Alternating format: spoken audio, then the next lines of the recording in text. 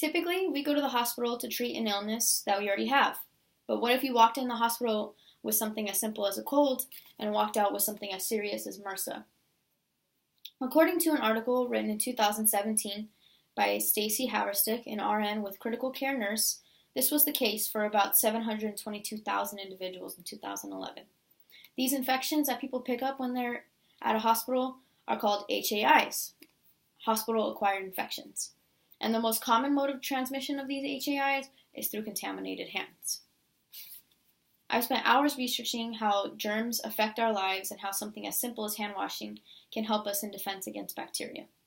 Today, I'm going to be talking about hand hygiene. First, I'm going to talk about how much bacteria we pick up and how it can affect us. Second, I'm going to talk about how and why people don't wash their hands. Finally, I'm going to explain how to properly practice hand hygiene and why that it's significant too. First, I'll discuss how many germs we pick up. Second, I'll explain how these bacteria can affect us. Germs are everywhere.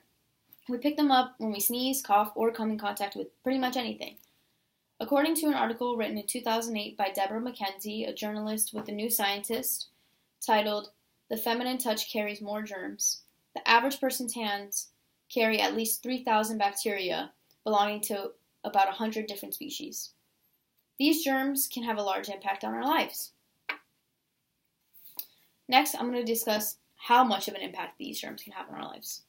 According to an article written in 2016 titled "Hand Washing, Clean Hands Save Lives," the germs that often catch onto our hands can cause different respiratory illnesses and can cause diarrhea, salmonella, and E. coli. In addition to these illnesses, it can cause many others that are much more serious, such as MRSA and other infectious diseases. Now that I told you about how easy it is to pick up bacteria, let me tell you about how many people don't wash their hands or don't do it properly. First, I'm going to tell you about how many people don't wash their hands. Second, I'm going to tell you about what percentage of those people actually do it properly. According to an article written in 2005 by the Minnesota Department of Health, a study done by the American Society of Microbiology showed that only 75% of females and 58% of males wash their hands after using the public restroom. Although hand washing is so simple and effective, many individuals don't do it often enough. Now that I told you about how little people actually do any hand washing, let me tell you about how small of a percentage of those people actually wash their hands properly enough to kill those bacteria. According to an article written in 2013 by H. Han, a journalist with the Huffington Post, a recent study in the Journal of Environmental Health found that only 5% of individuals properly wash their hands long enough to kill infection-causing bacteria. So not only are a pretty small percentage even washing their hands at all, an even smaller percentage are doing it properly enough to kill those infection-causing bacteria. Now that I told you about how many people don't wash their hands or don't do it properly, let me tell you about the solution to this problem. First, I'm going to tell you about why you need to practice hand hygiene. Second, I'm going to tell you about how to do it properly. According to an article written in 2000 by Ruth Lexier, an RN with Infection Control Today, hand washing is the single most effective way to prevent transition of antimicrobial resistant organisms, such as the bacteria that cause MRSA, in humans. Hand washing, it only takes about 30 seconds, but it can prevent the illness. It can prevent you from getting an illness or those around you. 30 seconds of your day could save you weeks. Proper hand hygiene should be pretty simple, but many people rush through it without doing it properly.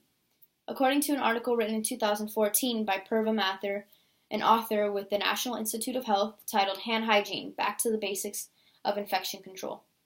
We need to wash our hands every time we use the restroom, before and after having food, and anytime our hands are visibly dirty.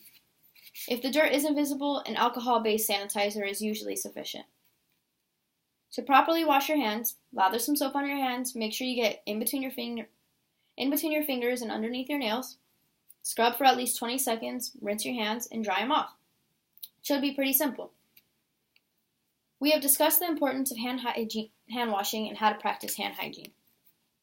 Now that I told you about how easy it is to pick up germs, how many people don't wash their hands properly, if at all, and the significance of hand washing, and how to do it properly. I hope you can leave here today with an understanding of how something so simple, yet so simple, could save you so much time, money, and health if done properly and often enough. Whenever you feel you've come in contact with something that could potentially make you sick, which is pretty much anything, doorknobs, handrails, if someone who was sick touched that, you have the potential of getting sick as well. Practice hand hygiene as soon as you touch these items to greatly reduce the risk of not getting yourself or those around you ill.